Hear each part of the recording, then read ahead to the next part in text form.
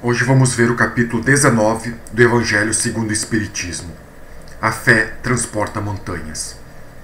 Mas será que a fé tem o poder de curar alguém ou de melhorar a vida de uma pessoa? Pois Alex Carrel, médico francês, fez esta pergunta, e para respondê-la, no dia 26 de maio de 1903, embarcou num trem em Lyon, na França, com destino ao Santuário de Lourdes, também na França, juntamente com outros 300 doentes e peregrinos. Nesta viagem, chamou-lhe a atenção principalmente uma jovem de 22 anos, chamada Marie Belly, que sofria de tuberculose em fase terminal. O trem avançava lentamente, sacudindo muito e parando frequentemente. O calor tornava a viagem de 12 horas ainda mais cansativa e dolorosa para os enfermos. Quando finalmente chegam ao santuário, Marie é levada ao hospital de Nossa Senhora das Dores. Carrel, muito curioso, vai visitá-la, encontrando-a num estado lastimável. Mal falava, estava paralisada, desfigurada, com a respiração difícil e acelerada. O coração batia 150 por minuto. A morte era iminente. O relógio da Basílica bate 14 horas do dia 27 de maio, momento em que levam a jovem até a piscina próxima à Gruta de Lourdes. Antes de entrar na piscina, a enferma é deixada à beira da mesma. Carrel a contempla mais uma vez, prestes a morrer. Então, talvez inspirado pela fé da multidão, faz a seguinte oração: Ah, como eu quisera, à semelhança de todos estes infelizes, acreditar que não sois apenas uma fonte excelente criada pelos nossos cérebros. Ó Maria Santíssima, curai, pois, esta jovem. Ela sofreu demais. Permite-lhe que viva um pouco e fazei-me crer. Se esta jovem for curada, o que parece absurdo, fazei que eu possa crer, reencontrando-a realmente viva ao sair da piscina. Momentos depois, Carrel sai em busca da jovem, surpreendendo-se ao encontrá-la diante da gruta, pois seu aspecto estava diferente. A pele estava menos pálida. Olhou para o relógio. Eram 14 horas e 40 minutos.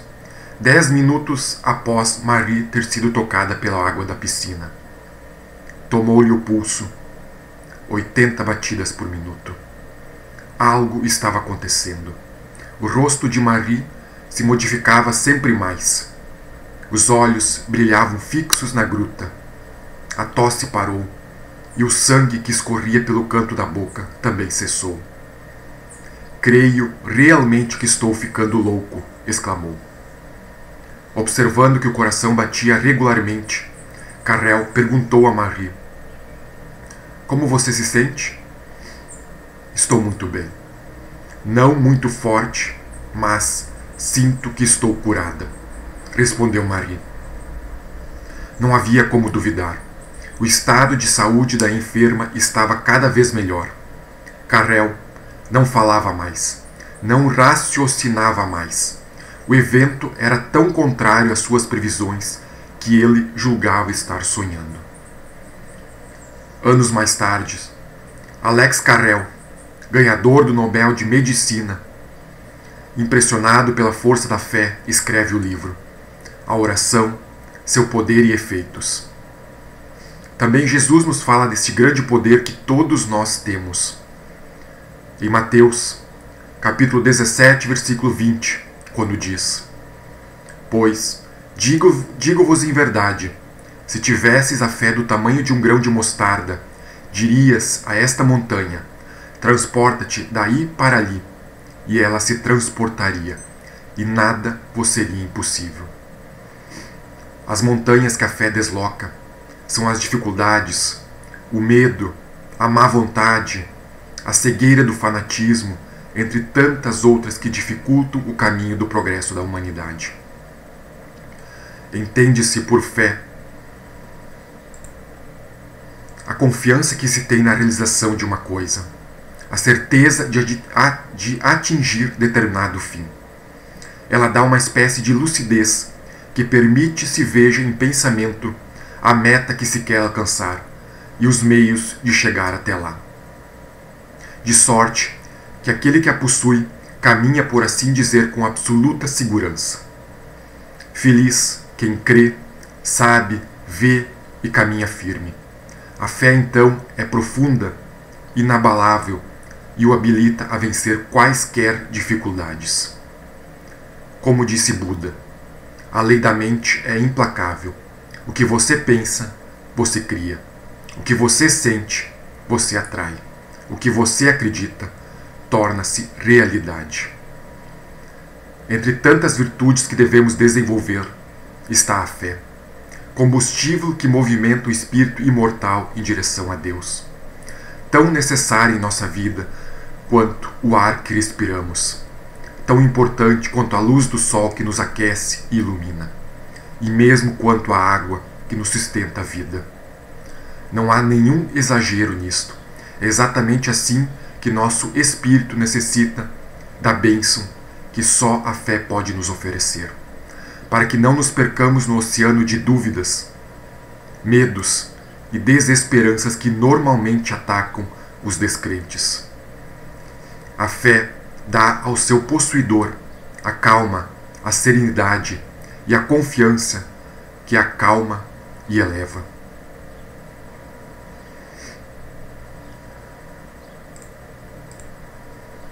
Mas a fé não é algo exterior, que possamos comprar ou que alguém pode transferi-la para nós. Tanto é verdade que Jesus, antes de curar alguém, sempre perguntava: acreditas que eu possa te curar? E se o próprio Cristo estivesse agora aqui e nos fizesse esta pergunta: acreditas que eu possa te curar? Curar nossas dores, nossos medos, nossas fraquezas? Teríamos fé suficiente para crer nele? Pois acreditem, ele está hoje aqui. E afirmo isto com base no versículo 20 do capítulo 18 do Evangelho de Mateus, que diz: onde 2 ou mais estiverem reunidos em meu nome, eu também estarei. Está mais que na hora de nos esforçarmos, pois da mesma forma que o agricultor confia na colheita, mas não menospreza o próprio esforço na plantação, ou o operário que espera pelo seu salário, mas sabe que só o receberá se completar seu serviço, também nós devemos fazer a nossa parte e não ficarmos esperando por milagres que não existem. E se a nossa fé ainda estiver muito pequena, isso não significa que não possamos desenvolvê-la. Antes de tudo, temos de ter em mente que a fé precisa ser cultivada com a paciência de quem deposita na terra uma semente, nutrindo-a com o estudo e com a prática, exterminando as ervas daninhas, que são as dúvidas e os pensamentos negativos, e cuidando dela até que se torne uma árvore, de onde possa colher seus frutos. Mas a fé é uma árvore diferente.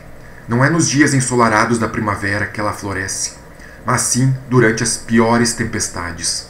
É nos momentos de aflição que ela demonstra toda a sua grandiosidade, curvando-se para nos abrigar, nos confortando com a certeza da presença de Deus e nos dando confiança para continuar. Essa confiança, como bem lembra o Evangelho, não deve ser confundida com a presunção.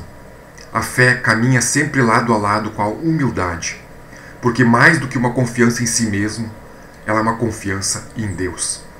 Por isso mesmo, ela pode apresentar-se como uma espécie de lucidez, de calma, de serenidade, diante das mais difíceis circunstâncias. Ela é a própria sabedoria adquirida progressivamente através do estudo e reconhecimento da vontade divina. Não nos ajuda em nada a fé aflita e vacilante, que desmorona ao contato das primeiras chuvas e que não acredita na possibilidade de vitória. É importante ficar bem claro que a fé em Deus não evitará as provas da vida, mas nos dará a força para vencê-las. Não impedirá o afastamento das pessoas que nos são queridas. Todavia, nos concederá energias e recursos para substituí-las.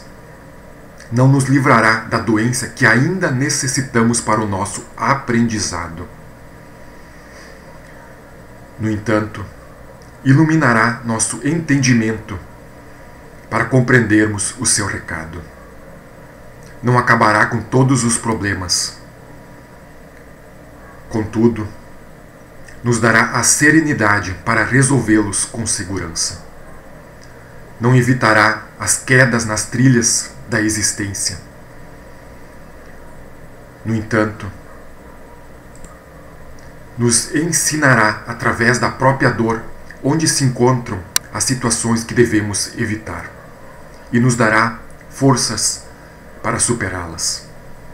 Enfim, a fé em Deus não mudará nosso mundo exterior de lutas, mas nos dará a serenidade e a paciência para que possamos compreender que tudo é para o nosso bem, que todas as dores e todas as dificuldades são apenas degraus que nós mesmos escolhemos antes de reencarnar para nos elevar aos mundos superiores.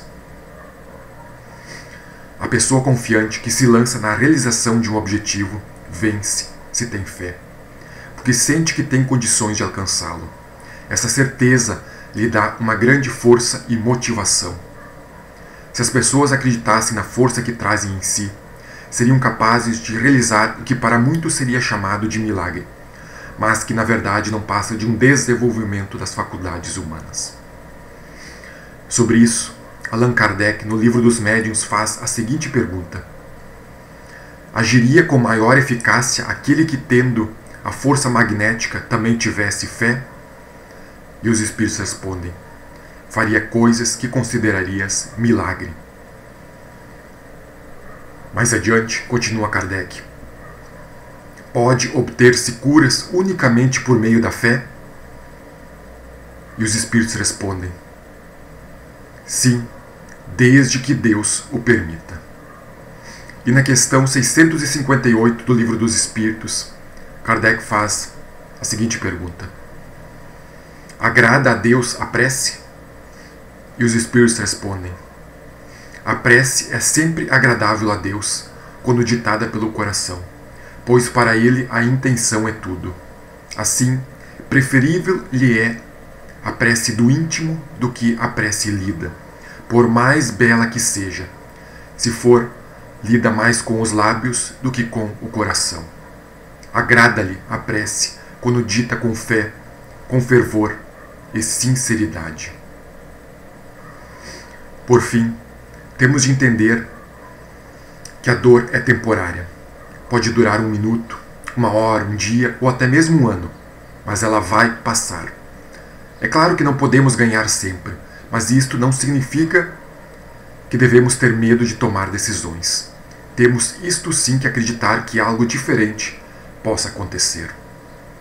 E não imaginemos com base nos erros do passado que não existam esperanças para o nosso futuro. Lembremos sempre que as mais produtivas árvores são aquelas que deitaram suas raízes nas substâncias podres e mal cheirosas, no lixo que transformado se torna adubo para sua frutificação doce e abundante. O passado é nosso adubo, mas é o futuro que nos aguarda, nos frutos doces e numerosos do bem que produziremos. Jesus precisa de cada um de nós. Deixemos de lado as ilusões de sucesso terreno. A verdadeira felicidade não é deste mundo. A semente do amor foi lançada há 2000 anos pelo Cristo e a sua defesa pede soldados valorosos e capazes de aceitar o sacrifício. Com certeza nós podemos ser esses soldados que Jesus tanto necessita para ampliar seu exército de trabalhadores do bem. Não mais através das agressões da ignorância, mas sim pelos exemplos na fé. Que possamos auxiliar os que se perderam nos caminhos. Pensemos em nossos filhos, em nossas mães e pais, em nossos entes mais queridos, em todos que ainda se encontram presos nas ilusões do mundo, porque simplesmente ignoram as verdades que nós já conhecemos.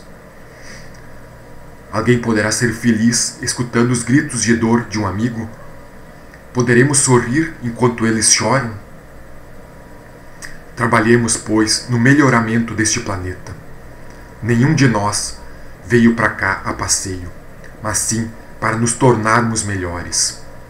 Quando Jesus disse que o reino de Deus está dentro do homem, ele não estava se referindo em um único homem, nem em grupo especial de homens, mas em todos os homens e em todas as mulheres, em mim e em você. Nós temos o poder de criar máquinas, o poder de criar felicidade, o poder de tornar essa vida livre e bela. Se tudo o que pedimos em oração receberemos, desde que tenhamos fé, então façamos bom uso deste grande poder. Assim seja.